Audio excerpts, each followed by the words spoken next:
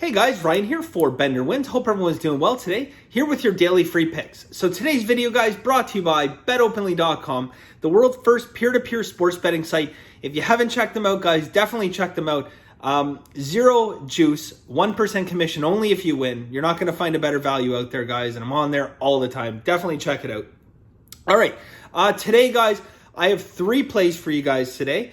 Masterclass, I have an additional 3 plays, including a bet on the World Series, as well as a prop play in the college football. Yeah, I know I don't bet that very often, do I? But I have a prop play for you guys in football. All right, before we get into today, I'm not going to just glance over yesterday. I would like to discuss yesterday. So we went 0-2. Masterclass, we didn't fare too much better. We went 1-1. But I want to talk about a couple things quickly. So first off, guys, now I watch a fair amount of sports. I think I would say now that I started doing this again, I'm really excited for you guys to hopefully win. I probably watch a little bit more than I did in the past. Like when I was younger, you could not get me away from a TV. You couldn't. I was glued to the TV 24/7. And if not, that is funny. Back in the day, this is before cell phones. Back in the day, there used to be this like 1-900 number you call, and it was like 25 cents a call, and it would read through and give you all the scores. And I used to call that like every hour on the hour. That's how bad it was. Now it's like, I found kind of that balance in my life where I don't have to watch the games. When I do, I like to tell myself it's doing homework, but I love sports. So anyways, guys, the point of this is yesterday, I was looking forward to watching the Atlanta Dodgers game. So, done what I had to do yesterday. I was going to pick up my handicapping early this morning, which I did. I cracked a beer, got a cigar out, went out to the garage and said, okay, you know what, let's watch a bit of baseball. Yeah, I forced myself to watch the whole first inning. Normally, I probably would have turned that off. I like watching records in baseball, but not when we bet the other side. Here's the reality of the situation, okay? I go back over my plays, and sometimes I can say, it's a bad play. It would have been hard for me. I'm not saying it was a good play with Atlanta, especially when they got thumped by 11 runs in the first inning. I'm glad I forced myself to watch all of that. But anyways, the numbers were there to support the bet still. So again, guys, was it a great play? No, it wasn't one of my best plays ever. It's nice when we're on the other side of those, right? Then we really pat ourselves on the back and say, hey, good job, 11. But when we're on that side, we really question it. So anyways, guys, the numbers were there to support it. There was steam. My distribution was good. I had indicators. So it was not, it was not as bad as the score might suggest, but it was ugly. Okay. Also, guys, we had UL Lafayette. So UL Lafayette never really got a flow going in the game. So again, I see like, the kind of the consensus out there, guys, that, yes, it was maybe people saying it was a little bit of a public play, but the reality of the situation when looking at the money distribution, not exactly so. 70% of the bets were on Coastal Carolina. I mean, the majority of the money was on UL Lafayette. Like I said yesterday, we had 30% of bets, 66% of money. I do feel like with that game, there was some public money that did come in late on UL Lafayette. But again, I gave the pick out. It was at 7.5. Okay, so we were taking it 7.5, and we were buying it down to 7 as well. Now that line shot up to 9. In some cases, 9.5 before coming back a little bit. More steam. So this game, we had reverse line moves. We had steam. We had system indicators. We had a nice money distribution. So again, looking at this pick, at least on a paper standpoint, looked really good.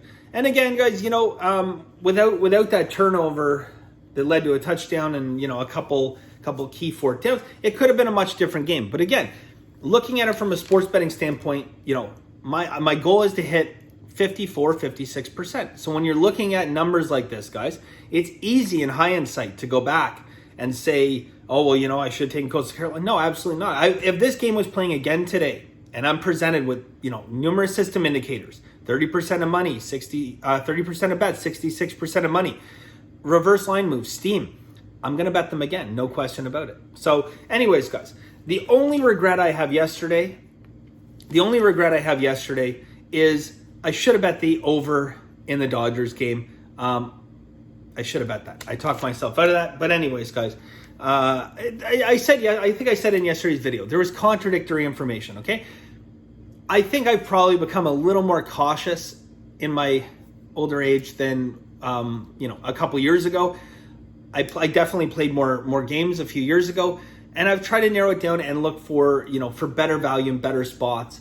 But I'm pretty sure that was a game I would have played over, a couple years ago. And again, that wind was blowing straight out.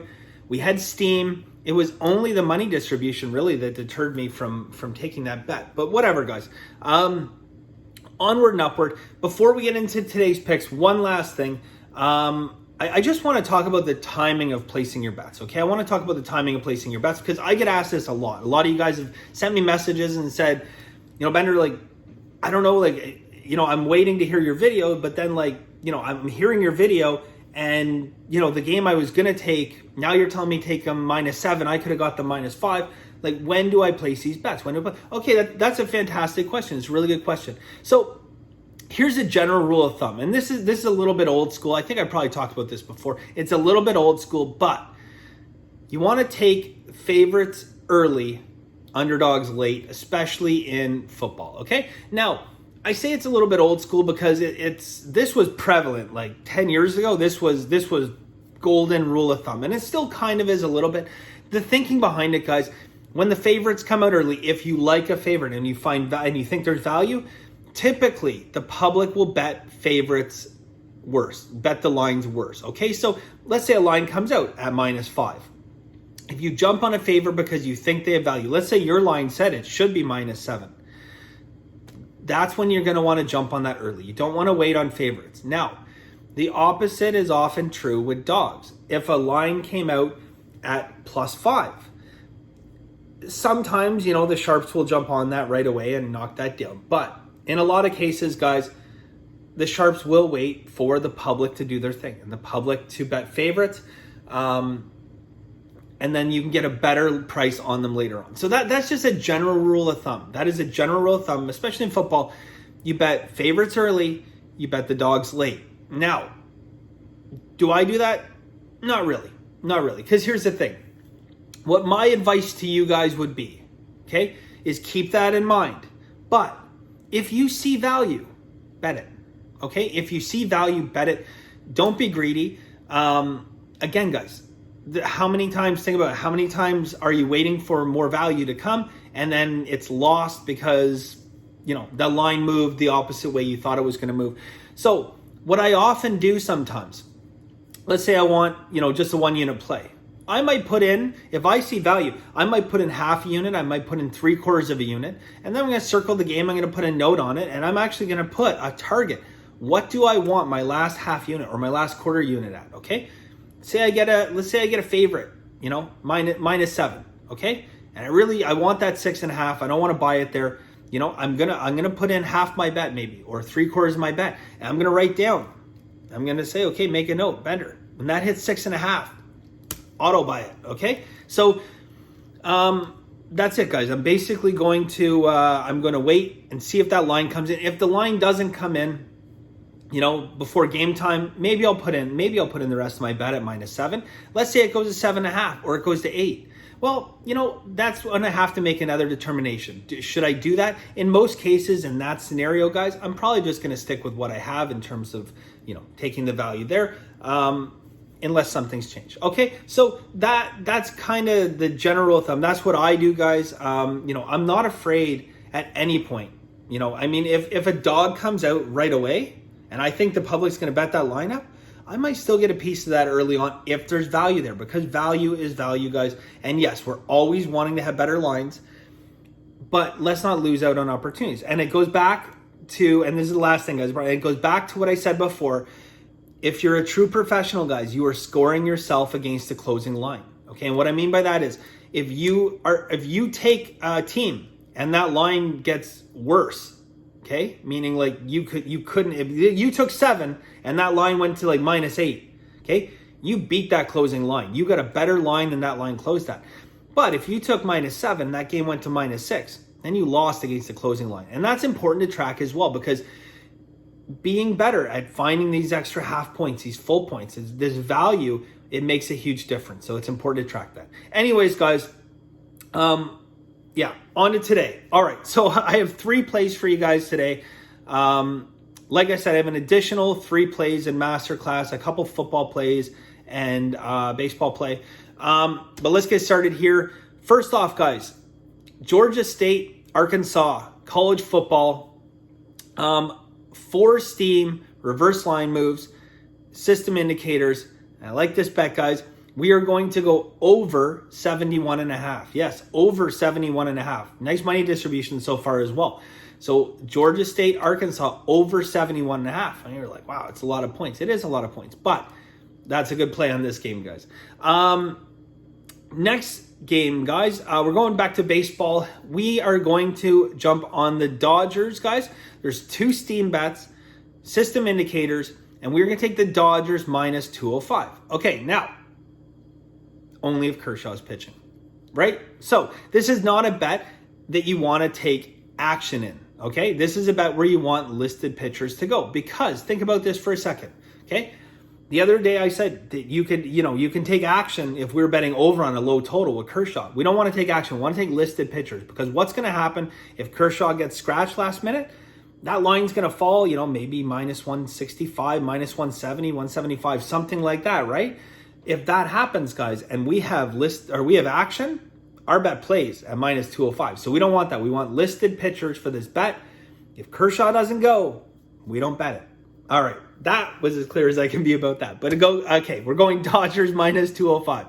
Next bet, guys, Dodgers Atlanta. We're going to take the under in this game. We're going under 9 -103. So under 9 -103. 11, 12 mile an hour wind blowing straight in.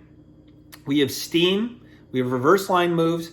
And we have a pretty good under ump. Okay, under ump comes in right around 53.5%, I think, right around there. So again, profitable on his own in the unders.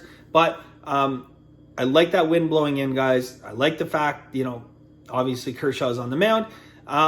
Steam, reverse line move, and Kershaw, I've done well betting over against him, but I don't think this is not the right spot. And I think there's certainly other sharps that would agree. Okay, guys, so that's basically it. Those are the 3 picks today. We'll be back tomorrow with some more, and I'm very excited. I've already started working on the weekend, guys. You guys know what we've done in college football, especially over the weekends. There's a lot of value this weekend. Already, I can tell you that. There's a lot of value. Anyways, so that's it for today, guys. Really appreciate it. And as always, guys, have a very lucky day.